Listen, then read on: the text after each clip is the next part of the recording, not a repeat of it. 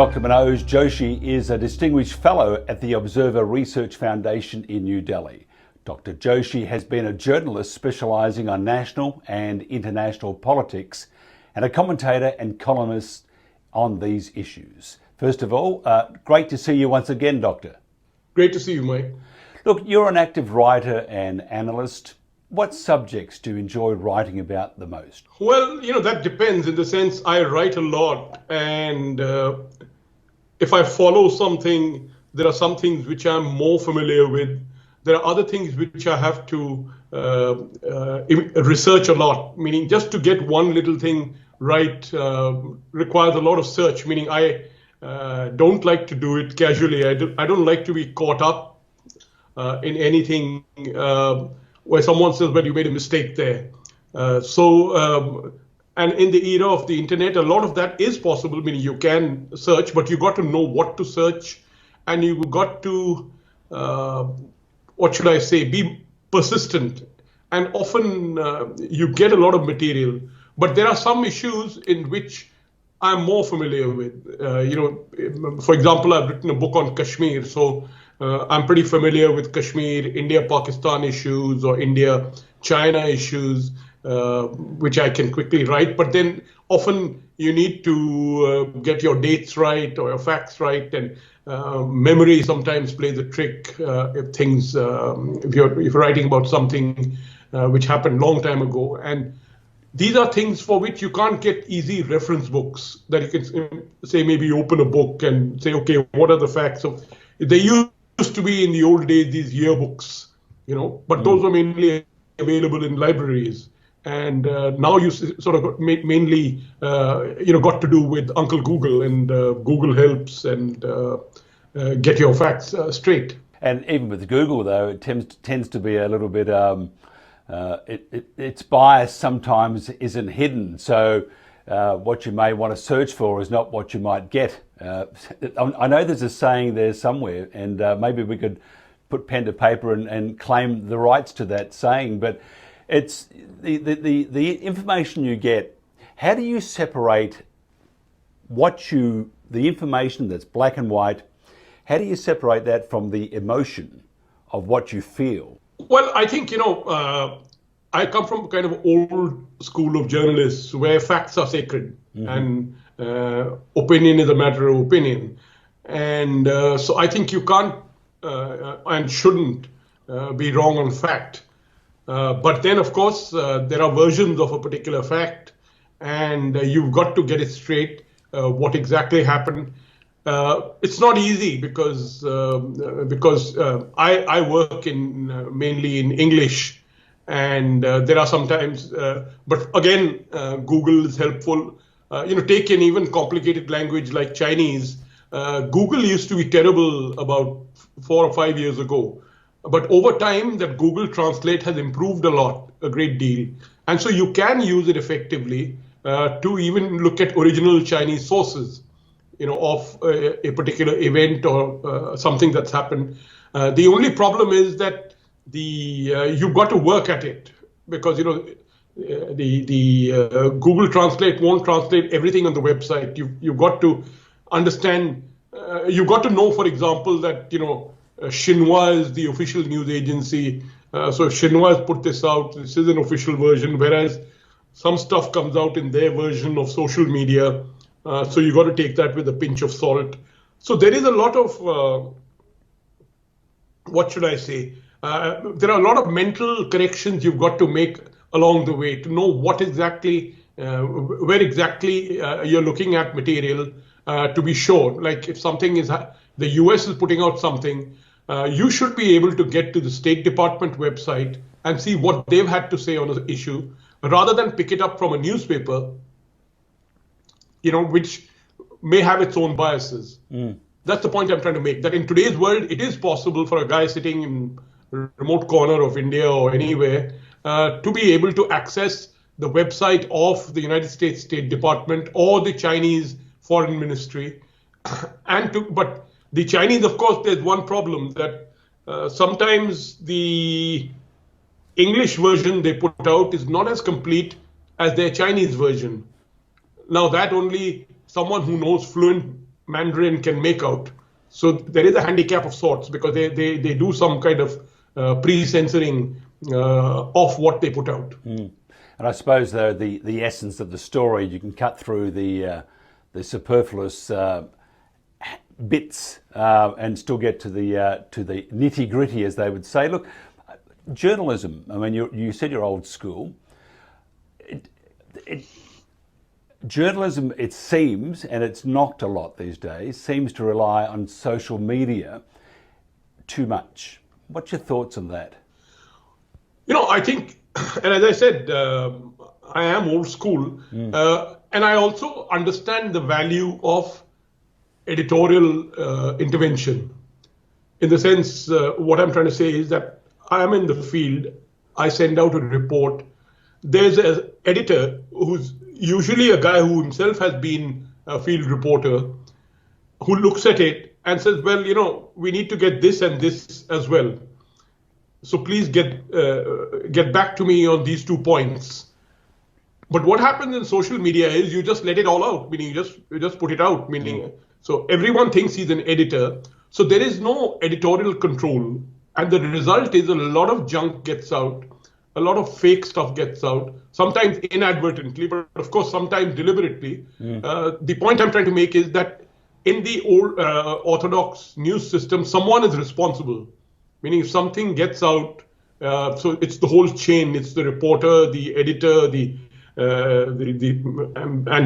various editors who go up the line.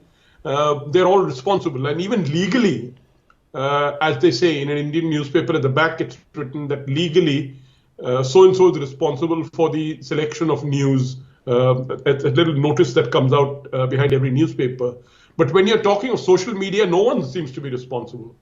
Everyone puts out what they think is a fact.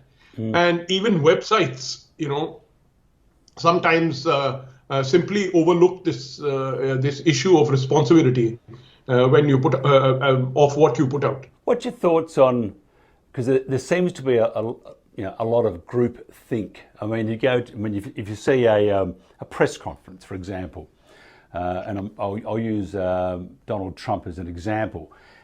In that room, you have this group think, or almost a group distaste or a group hate, and the narrative that then comes out of that news conference. There's a defensive mechanism from, for example, the government of the day, and there's this aggressive think or approach from the journalist, and they have in their mind a particular outcome before the question is asked.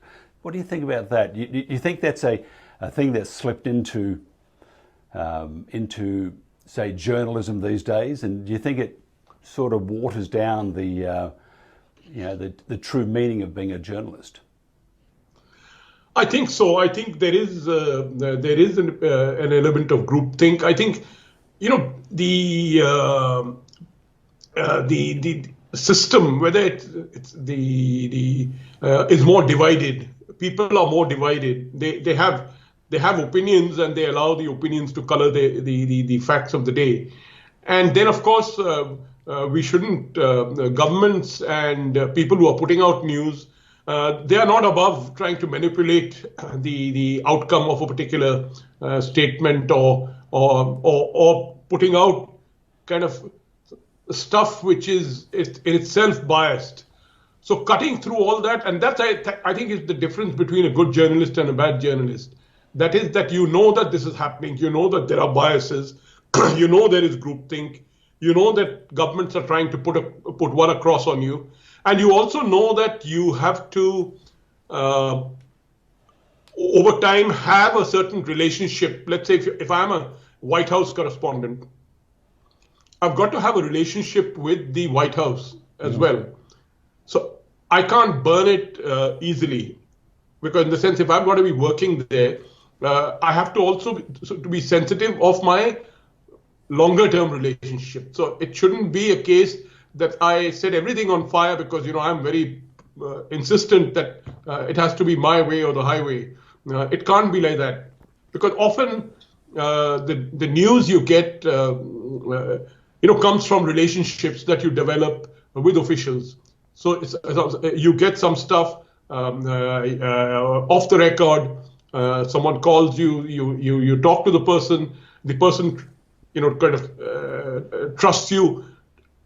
And I think the trust should be given on one point, which should be clear, that you're not going to undermine the integrity of your reporting. Meaning you don't mind putting a point of view across, but it should not be at the cost of the integrity of your report. Your report, because eventually you are working for the reader. Do you think we'll ever go back to just reporting, or do you think the emotion and the bias is here to stay? I think, as they say, it's very difficult to get the toothpaste back into the tube. And social media has done certain things. First of all, everyone's become an expert. Meaning, in the old days, you had the newspaper, and people who had a different point of view, they wrote a letter to the editor. Now, I'm not saying that is somewhat elitist, in the sense some of the only a few people managed to get their point of view across. Today, yes, everyone has a point of view, but they don't understand the responsibility that comes with putting across that point of view. So you abuse someone, you call someone names, you do all sorts of stuff. So mostly, I mean, people like me, we simply ignore it. But there are other people who are looking on to that. I mean, that's why I've avoided Twitter, for example. It's much too intense, requires a lot of effort on your part to follow it or to keep up with it. So I know that in many of my reports or columns, I get some, abuse and that kind of stuff. One would like to respond and say, no, you're wrong. But then I realized that it is a pathology, meaning that guy who has written that is not really dealing with facts. He's dealing with his own worldview. And that worldview is a very nasty and narrow worldview. And so there's little point in getting back. My worry is that, in the sense, where does this social media, this concept of anonymity, that you can, because you are anonymous, you can say whatever you like. You can abuse people, racist abuse, gender abuse, and all kind of stuff. And sometimes I wonder whether or not, we need to get away from the anonymous social media thing, that make it mandatory that everyone's identity must be a known identity, and that anyone can be held to account. Now, people would say that's more like the Chinese internet, Chinese social media, and that's probably true. But I wonder what's going to happen now. If you notice, people like Google, Facebook, and others are under a lot of pressure by various countries on what they're putting. I think Australia has has fined someone, one of these guys, on opinions, and or Australia says you got to pay for your the news. So at some point, this issue of responsibility will come up. That if in your platform this scurrilous piece has come out, who is responsible, and who ought to pay for it?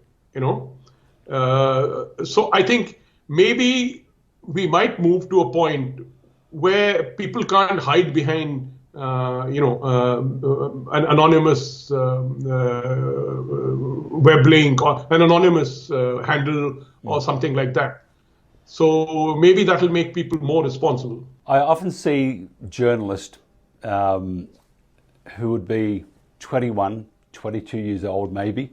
An example being, there was an article about that Donald Trump was the next Antichrist, and that he was a terrible person, and that he didn't know what he's doing with the government, with fiscal policy, with this and that and whatever.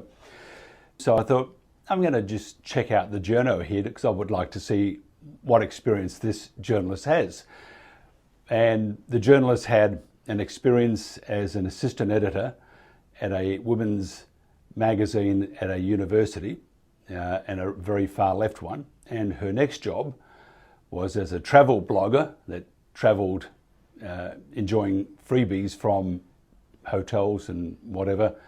And then her next job was writing about the next coming of the Antichrist being Donald Trump.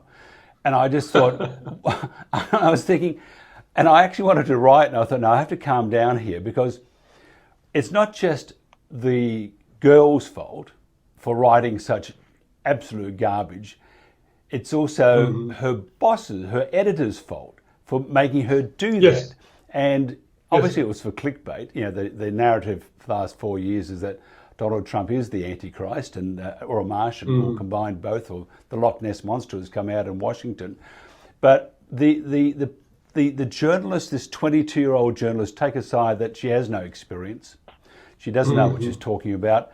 The experience in life, it's not there. And yet they send these young kids out to write stories about life. And they have no, it's like someone on a music show who have 2 minutes to sing a song about broken hearts and love and that sort of stuff, and they're 11 years old. It just doesn't carry, it doesn't carry water. But for a journalist, you know, the credibility, the respect and the credibility, integrity is paramount, isn't it? Absolutely. Meaning, even today, I'm willing to challenge anyone to find out, to tell me that this report that you wrote was a fake one, or you were taken for a ride on this one. And so I'm quite proud of that. And that's, I have a pretty old record, and so far, no one's really taken it up.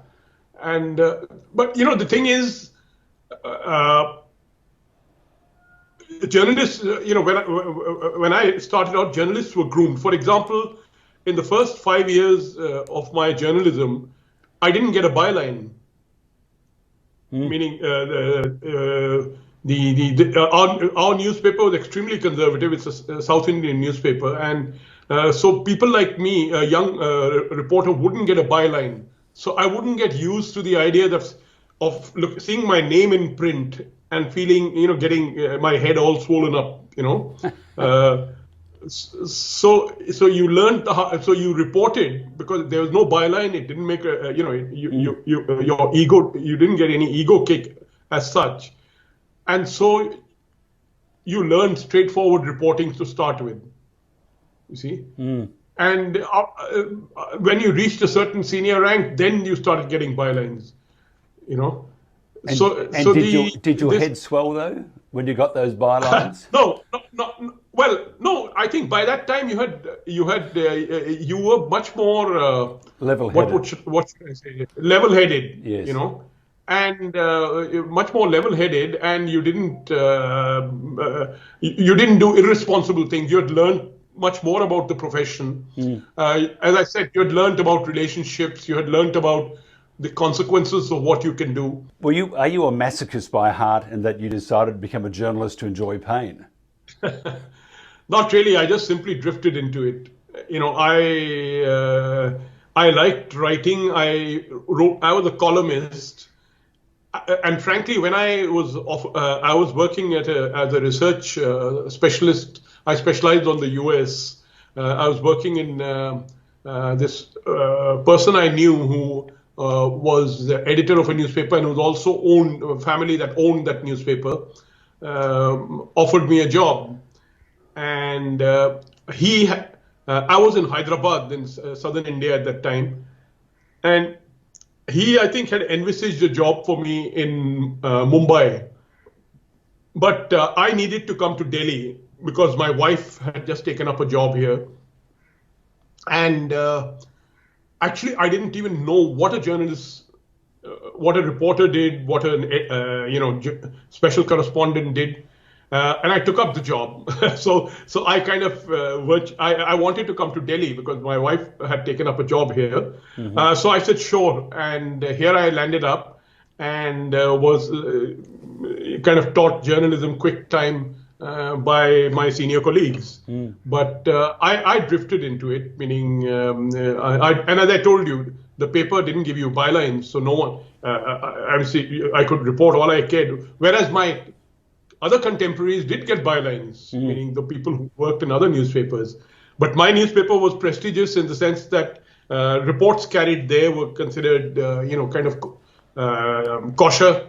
And so I was happy that I was working for this top grade newspaper. One of the stories to come out of the election is big tech, which is basically social media going hand in hand with mainstream media too, which is not spoken a lot about. How does India treat these powerful social media companies? Well, we've had a recent, most of these social media companies, they have been very careful to stay on the right side of the government. And the reason is because they look at, the social media companies are looking at India as a market, not as people who are aggregators and disseminators of news. So the way they look at it is that they see India as a huge market, and they see the importance because they don't have access to China, because that's the important thing. And so they want to make sure that they don't cross the government in any way. And in turn, the government more or less lets them do what they want. But as it is well known that some of the largest amount of queries to what do they say, to remove certain news items or remove certain things on the net often come from India, which means from government sources. So the government has I think a very careful relationship with them, and they in turn are somewhat careful that they're not seen sort of being anti-government. But more important is the fact that the present government in India is, what should I say, is very good in using social media. Meaning in 2014, when Mr. Modi became the Prime Minister, one of the things that marked out his campaign was a very skillful use of social media. So they've created, what should I say, troll armies. They've created a media cell which puts out fake stuff. They have websites that specialize in twisting news items, putting out their point of view. Mm-hmm. So they are on top of their game. They are on top of the game. So they don't have a problem. And this is where social media companies have been very careful. Just the other day, the Wall Street Journal ran a story saying that Facebook had wanted to put a particular organization that is affiliated to the ruling party called Bajrang Dal in a list of violent organizations. And Facebook had refused the suggestion of putting that organization's name in their list of violent organizations. And the organization itself went ballistic, and accusing the Wall Street Journal of bias, etc. But I think Wall Street Journal is right. We all know that organization. Everyone knows that it specializes in violence. And the fact that Facebook has hesitated to put it on its list itself tells the story. Global warming, climate emergencies, global reset. What else is there? Green New Deals, all being pushed by the rich left-leaning governments and billionaires. Are these relevant, or are they of concern to India, or are they just the things that happen in the States, which is just about everything? Yeah, I think, it works very differently. Meaning in India, our rich people are not particularly philanthropic, and they're still making money. They're still in the phase of making money. India is still a market that is emerging, in the sense there's money to be made here. In the US, you have a somewhat different. You have someone like Bill Gates, who's kind of completely after making money with Microsoft, is basically pushing various things from the vaccine alliance to climate change, etc. I think there is a relevance, and I think in India too, the rich need to be much more sensitive of the concerns of society, of the larger issues, and not leave it just to government, because the tendency here is to just leave it to government. That's the government's job. That's not my job. Climate change, vaccines, and all that. And I think the rich people do have a responsibility, especially in a country where you have a very large number of very, very poor people. I mean, the people often think of India, of Bangalore or Mumbai or these kind of things. But just the last week, there was a report of stunting, that children get stunted because they don't get enough food to eat. Mm-hmm. And stunting has increased in India. Mm-hmm. So on one hand, India likes to project itself as some kind of a wannabe superpower. But on the other hand, you have a large proportion, 30-40% of the children are stunted, meaning they just don't grow fully because they don't get enough to eat and they don't get adequate nutrition. You see? These are issues. Will that change, though?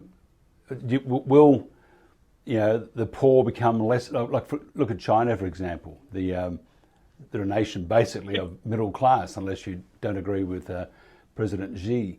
But will that change in India? Do you think the poor class will become middle class? Well, I certainly hope so, but I don't think back in 2008, 2010, or around that time, I thought maybe that would happen in my lifetime. Mm-hmm. But today, I don't think so. Because India was growing and we had actually touched for the first time double-digit growth at that time.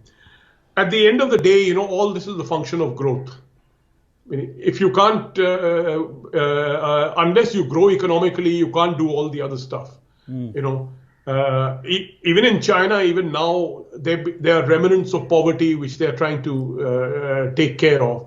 But they have shifted 600, 700, 800 million people out of poverty. That has been the great, meaning beyond, when we look at China, the big thing has been their ability to shift people, hundreds of millions of people out of poverty. That has not happened in India.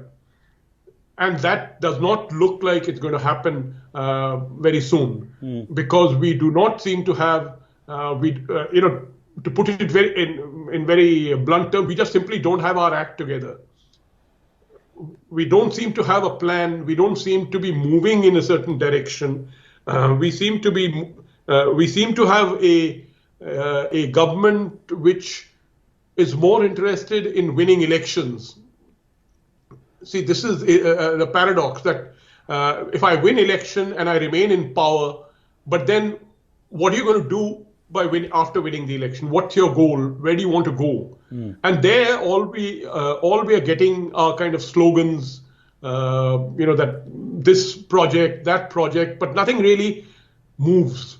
And at the end of the day, as I said, it's a very blunt thing. It's a percentage of growth, meaning you show me 10% of growth for a decade, and things will happen.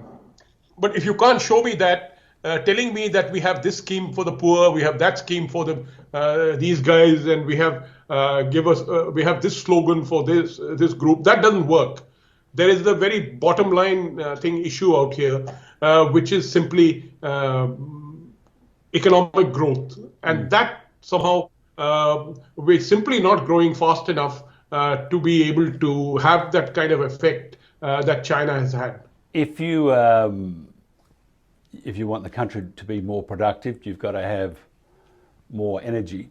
And unfortunately, the energy these days still is not renewables, it's coal. What's your policy for renewables in India? So which way does India go? Does it go with renewables, which are hopeless, or does it go with coal, which is not hopeless? Well, actually, I must say that we have not done too badly on the broad front that you're speaking of, in the sense we do have a substantial solar energy sector which is doing well. but at the same time, we depend on coal because unless you have that kind of hard energy, you're not going to be getting into manufacturing. The problem is not power. This is a strange situation that we are in.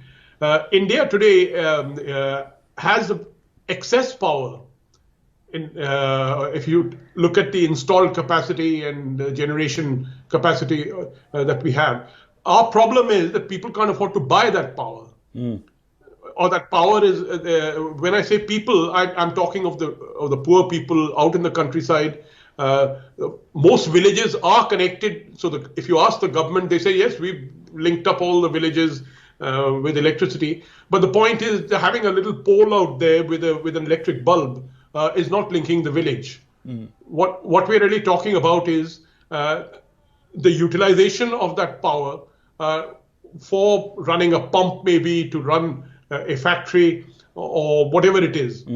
So that part is not happening because you simply India has not been able to get its manufacturing revolution going because unless and until India becomes a manufacturing country, it can't absorb the poor people from the countryside. Our agriculture, most of the holdings are fragmented. They're very small holdings. People can barely make enough to eat themselves from those holdings. And so you need to move those people away, but you have to give them an alternative. So and that's what's happened in all countries, meaning look at the US today, kind of officially rural people are 1% of the US, though agro industry is a big thing in the US, but rural people are 1%. But that's because you created services and manufacturing establishment where those people could find work. Now, in India, that hasn't happened. So the result is 60% of India's working population still lives in the villages, but they are grossly underemployed or unemployed. You see? And the question is, what kind of equity can you give them? Can you give them good education? But if you give them education, then you must have somewhere where they can be employed. See, so this whole thing comes together. Meaning you have the manufacturing revolution. There must be investment there. Then the people start moving from the urbanizing, if I may put it that way, moving from the countryside to these places, because poverty, in India is really rural. Meaning you may see poor people in the cities, but the really poor people live in the villages and they die quietly, hungry. So that's it, the reality of poverty. Terrible. What about Joe Biden? You're optimistic about Joe Biden being more effective than Donald Trump in constraining China's more aggressive instincts. Why would that be? I mean, I would think that Joe Biden, with all the stuff that's going down at the moment, would be more receptive to being pushed around by China than Donald. So maybe I'm wrong. Well, he does. Biden comes with the Obama administration baggage, and Obama was not very effective on that front. And but if you look at the Trump policy, one of its biggest failings was that it completely ignored the allies. And actually, allies, when I say allies, I mean countries like South Korea, Japan, because if you've got to push back China, it's much better to take a group of countries with you. You see, we're not talking of making war on China. What we are talking of is to put forward a solid united front, which sends the message to China that, look, you can't do this. And if you do this, there will be consequences. But if you try and do it alone, it often doesn't work.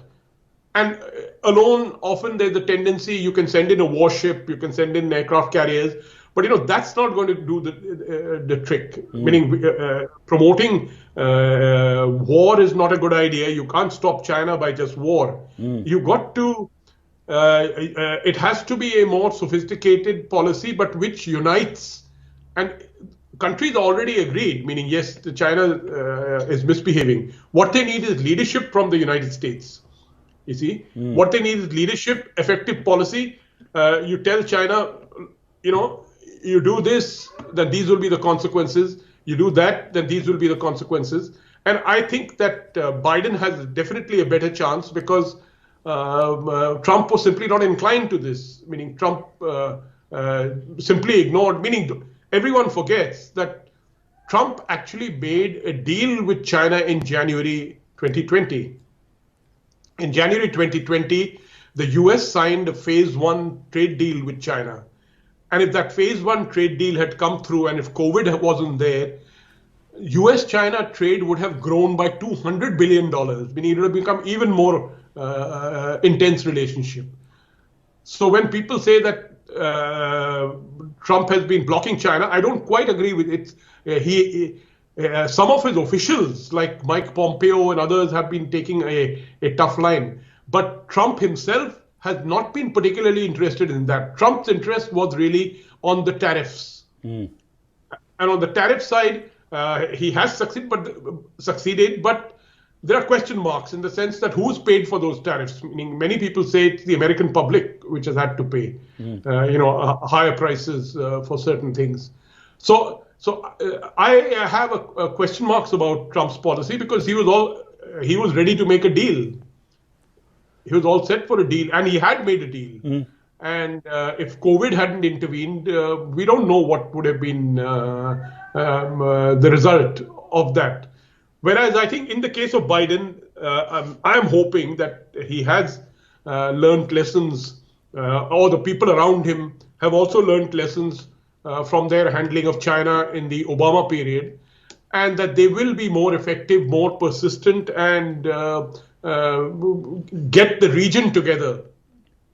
Get the whole region together, which means ASEAN, most of ASEAN, because some of ASEAN will not come with the US, but getting Philippines, Japan, Vietnam, Australia, India, all of them combined can put up a front, and which will send the required message to China. Because as I said, I don't see war as an option. Meaning, there's I think it would be a bad idea to think in those terms. I think it'd be probably a disastrous idea to think in those terms. Were you just your observation of the election?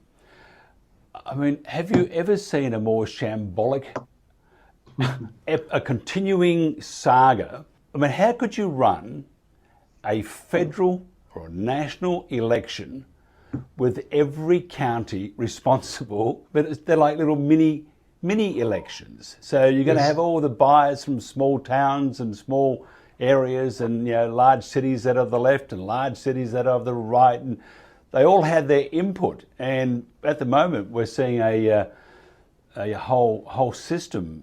It's just been decimated. Have you been, and probably I know the answer to this, but have you been disturbed about these occurrences?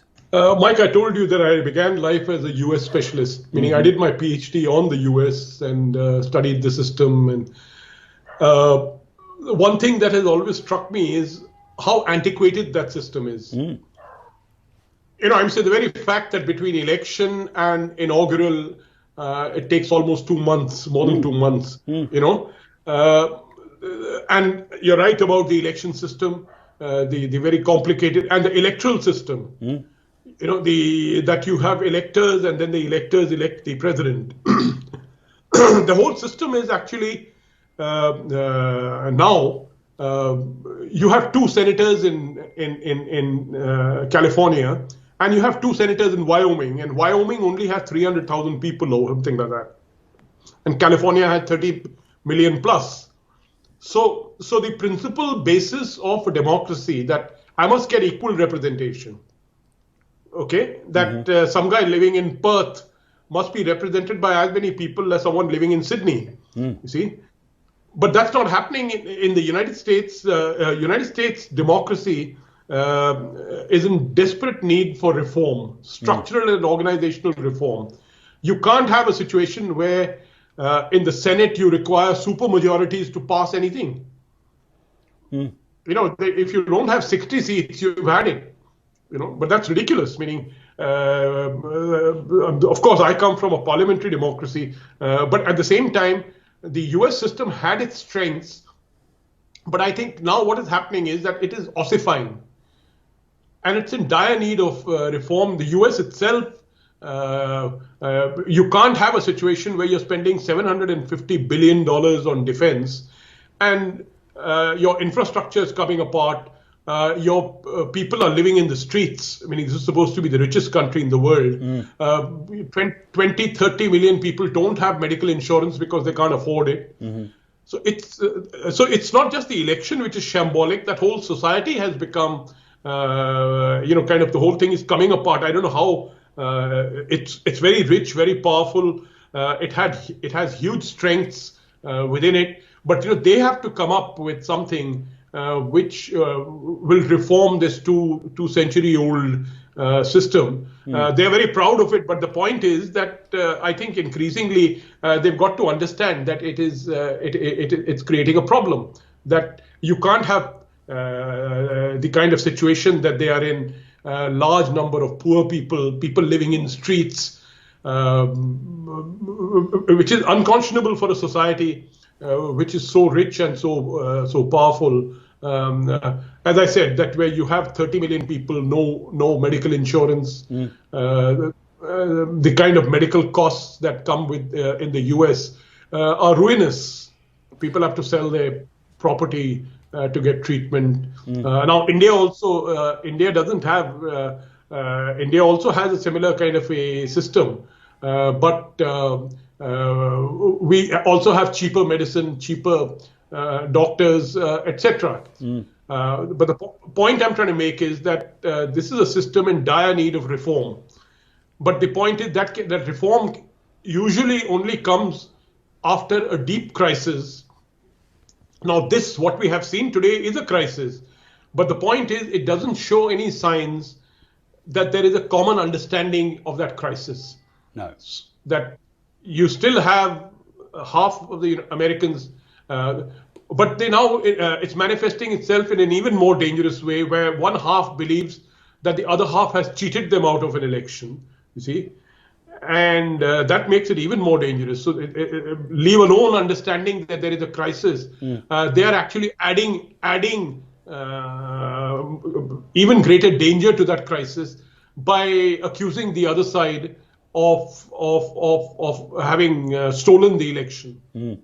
But even to be able to settle that, the system, the Supreme Court judges in various states won't even hear the evidence. And I'll give you an example. In Australia, for example, we had a bishop here, an archbishop or whatever it is, a cardinal. Sorry about that. I'm just demoted, the poor fellow. We had a cardinal here, a Cardinal Pell, and he was found guilty in one of the lower courts. He was found guilty in the state Supreme Court. It was 2-1, and it was unanimous in the other courts. He went to jail. He appealed that, which he should have. Went to the Supreme Court in Australia, which is not affiliated to any of the state governments, whether the left or the right. They heard it on its merit. Don't forget, he'd not been knocked down twice, found guilty unanimously.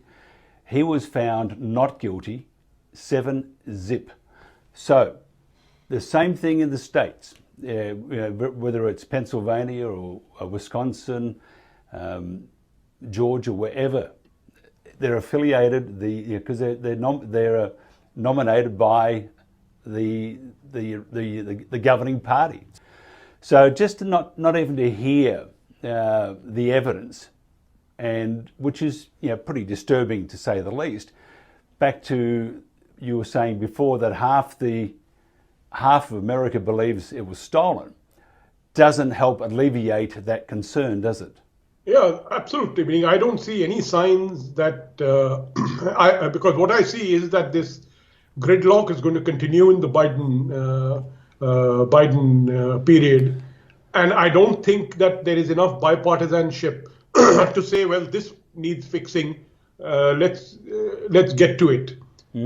So I think things will have to break further the United States has further pain ahead as a system, you see. And of course, China's in the background, though, making sure that everything runs smoothly. Absolutely. I mean, that's what the Chinese in the last 4 or 5 years have started propagating, that their system is superior. Meaning, which is absolutely true in the sense I'm not saying that the system is superior.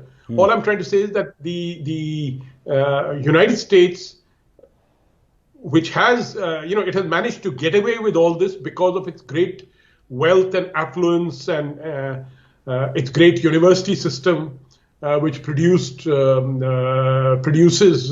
lot of intellectual capital for the country. But you can't live on that without repairing it, without re-energizing it. You can't live on the glory of the past, and I think the US has the tendency of living in the glories of the past. Many of the guys who are supporting the Republicans are imagining an America of the 50s and 60s. That America is gone.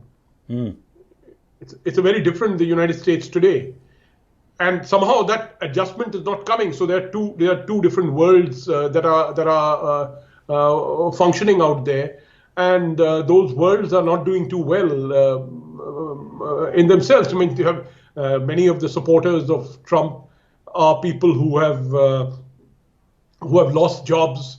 They are white people. They live in rural communities where jobs have collapsed. They don't have. They're unemployed. So they blame China. They blame Mexico. They blame someone or the other, and that kind of manifests itself in the kind of divisions that have come up.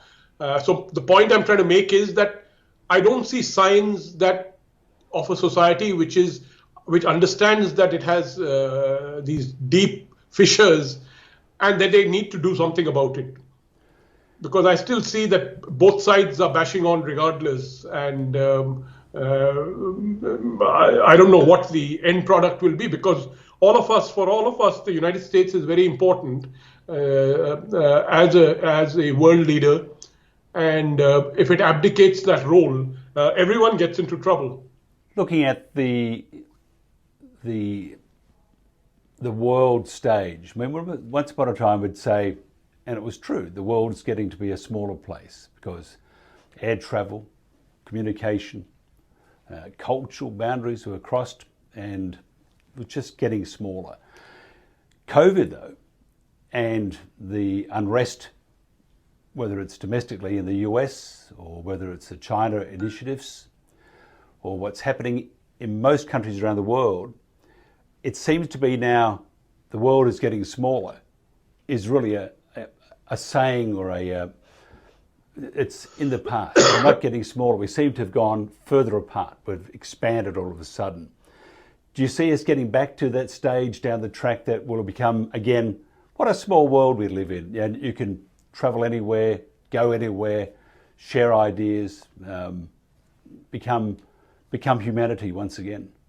Well, I think that's where I put the importance of the United States, because the United States was the leader. It was, in the sense, the intellectual leader of the world, set trends.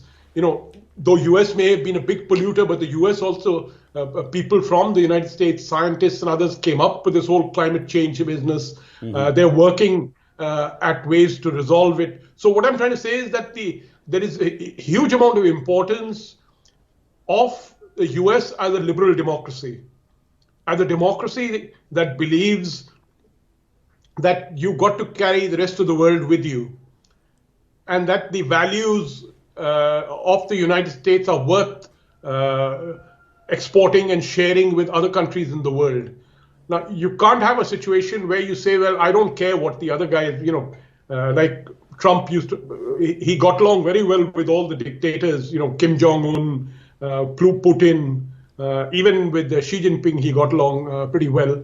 but he ignored the democratic world. Ignored people in Europe, European leaders. He was friendly enough with the Indian leaders, but the Japanese and others, they've all been shaken by the Trump experience, because they all depended on the US to provide that global leadership. So I think that the United States sets the tone, as it were. But the tone that is emerging right now, this whole divisiveness that we confront, so we don't know. What is it? Is it America first? Should it be America first? Or should it be America, the leader, the hegemon, the global hegemon, which is going to which is going to set the agenda, set a positive agenda, and take everyone along with them? Or is the United States going to say, the hell with you, I got to move, what's in it for me? So I think the role of the US is very important, and I think if the US sets the right track, we may be able to see a restoration of that old world, a liberal democratic world, because Europe is still there. It's a huge European Union, very rich, huge area, largely liberal in its outlook. We have UK, even though it's broken up with the European Union, again, it has a kind of liberal global outlook. It's the United States which needs to rediscover its mojo, as it were, to see more, to see beyond just America first. The fact that America is first, no one doubts that America is going to remain the number one power for a long time to come. You look at it from any way, and so no one doubts that. But the point is that we're all looking for the United States to set an agenda, in which I can say, well, yes, I agree with it, and I'll move with that agenda. And I think it's easier for us to do that. I'm talking as an Indian. I live here in India, but the only foreign country where I actually have blood relatives is the United States. So I naturally tend to look at that country differently from the way I look at other foreign countries. So I have a cousin here and another cousin there, an aunt there. They're Americans, and so there is a different way in which many of us look at the United States and have expectations of the United States, and all of us are hoping that somehow that Biden will be able to tap back into that kind of stream, which was represented in many ways, for example, by Obama. For all his weaknesses and everything, Obama did, manage to inspire the world. The Paris Climate Change Agreement was an Obama thing, a stamp of his administration. So that's the kind of leadership we are expecting. And I think Trump may have provided an important corrective, though inadvertently. I don't think he intended to do it, but I think he's provided that corrective where everyone has understood how China has misused the global system, has stolen technology from different parts of the world, has forced companies to part with technology, has behaved in a very what should I say, in a very self-centered fashion. Not as the kind of world leader as it puts itself out to be. So that corrective has come with the Trump administration. I think along with that corrective, if Biden can pull the strings, the older strings of the past, we may be on a positive track. As the Chinese say, may you lead an interesting life. I think I mentioned that to you last time. We certainly are. What will make it even more interesting, when this goes to air, by the way, our first cricket test in Australia has been and gone. It's the pink ball one. I would like to look into my crystal bowl and say that you guys put up a good show, but unfortunately you just didn't get there. Well, that's cricket. You can't. It has always been a somewhat unpredictable game. It's very different from most other kind of athletic contests. Well, the Americans have trouble with it, Doctor. You tell them that we have various forms of cricket, but the traditional one is the 5-day test, and they say, well, that's a long time to play a game to get a result. You say, oh no, that may be no result, and they look at you as like, wow, you guys are very patient. We have the same problem with the American football. Meaning, though, as I said, I tried my best to because I was an Americanist. Tried my best to understand it. I just cannot comprehend it. No, I often went to a bar. There's a bar around from my office in LA, and I had no idea what was happening, but a couple of margaritas certainly got those brain cells dying, and I just joined in. It was great fun. Thank you very much for your time. Appreciate the thoughts. Good luck. One more thing. Would you ever recommend someone become a journalist? Maybe not in India now, because there are some problems here. Meaning, what has happened here is a lot of government has undermined the profession, and that old kind of freedom and liberality. That's the problem. That's a serious problem happening in India, where we have an illiberal government in charge, and which has been fairly successful in undermining the integrity of the journalistic profession. Dr. Manoj Joshi, thank you very much for your time. Thanks, Mike.